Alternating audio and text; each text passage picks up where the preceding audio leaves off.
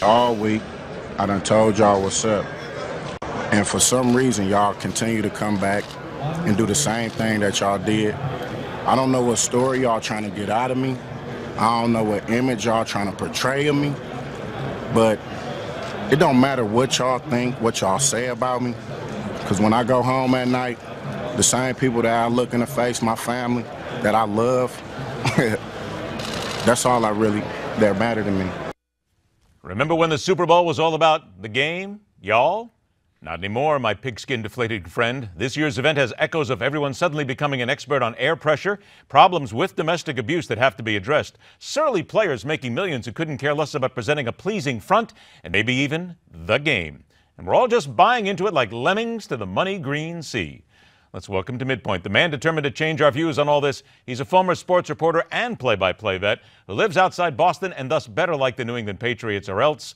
Now author of Against Football, One Fan's Reluctant Manifesto. Steve Almond joins us on the show. Steve, good to have you on the show. Thanks for having me on it. All right, Steve, let's get down to it. First of all and foremost, you will be watching the game on Sunday, no matter what you say. You cannot tear yourself away from it, correct? I cannot tear myself away from it, but I actually will be on an airplane, so there's no way I can possibly get to a TV. That's the lengths I have to go to keep myself from watching football. Now, did you plan that? Did you plan that really so you wouldn't have to watch the game? I didn't plan it, but I'm very happy that there's no possibility that I can get at the bottle, as it were. Why? What is the problem here, and why do you call it basically almost a disease? Well, I don't think it's a disease so much as it's just a wildly entertaining form of sport that is so, in fact, for me as a fan, was so amazingly entertaining that I just had no idea or was not interested in the dark side of the sport. And by that, I mean the fact that the players, 30%, according to the NFL, are going to wind up with brain damage, which I think probably most people would be troubled by, that there's an American workplace where 30% of the employees wind up with brain damage.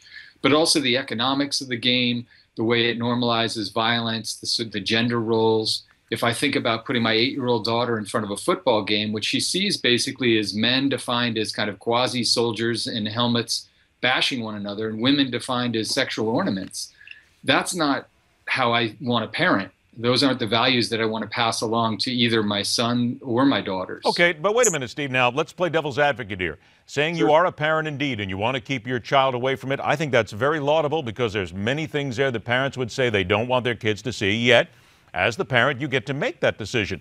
The rest of America says, hang on a sec, Steve. It's fun, it's entertaining, it's been there, it's a game. Players know what they sign up for. Players make millions of dollars here. Why should we be so guilty about watching a game?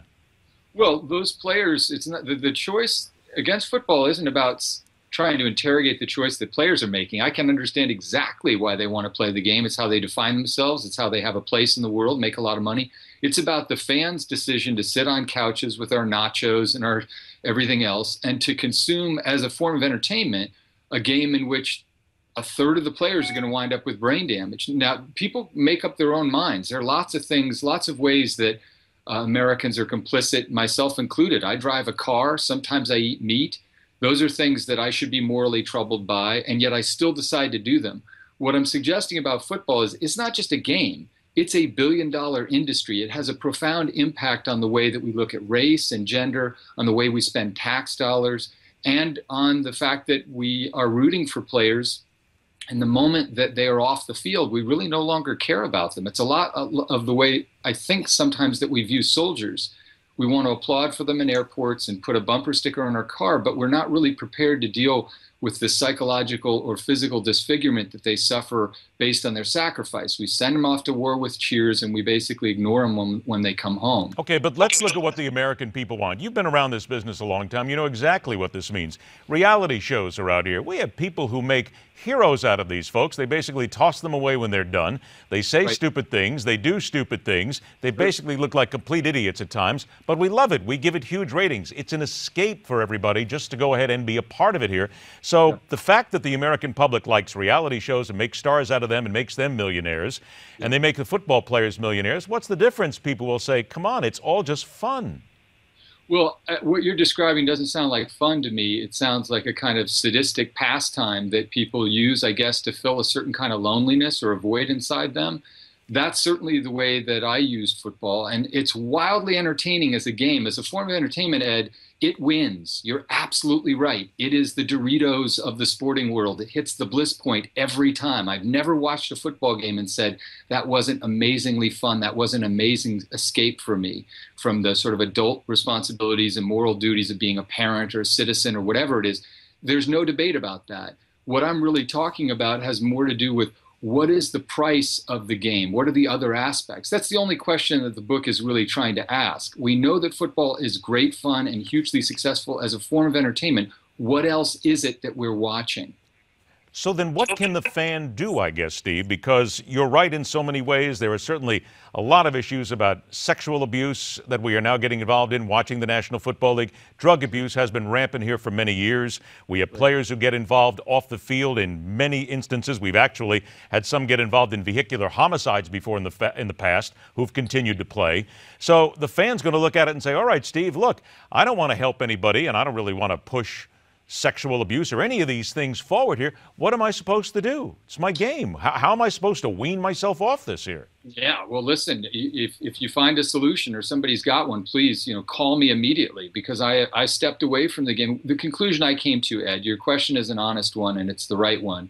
The conclusion I came to after looking at enough of the various aspects of football and connecting certain dots between the way that tax dollars are siphoned from the public till and put into the pockets of these billionaire owners, that what we now know based on medical research about how damaging the sport is, not just to pro players, but to college and high school players, the fact that we essentially have an indentured servitude system in our college game and that our colleges are defined, the educational mission in this country is really defined by football, by an athletic industry. If I say University of Michigan, you don't think of a university or a classroom, you think of a football team.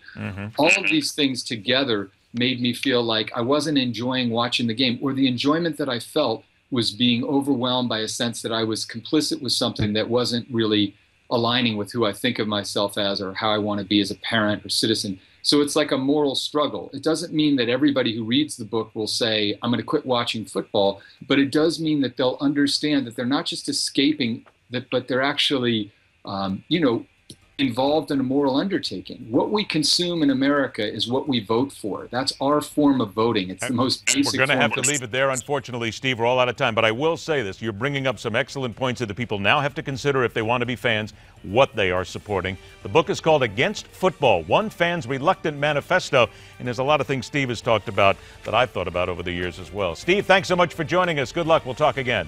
Enjoy the game. Thanks so much. Take care. MidPoint continues.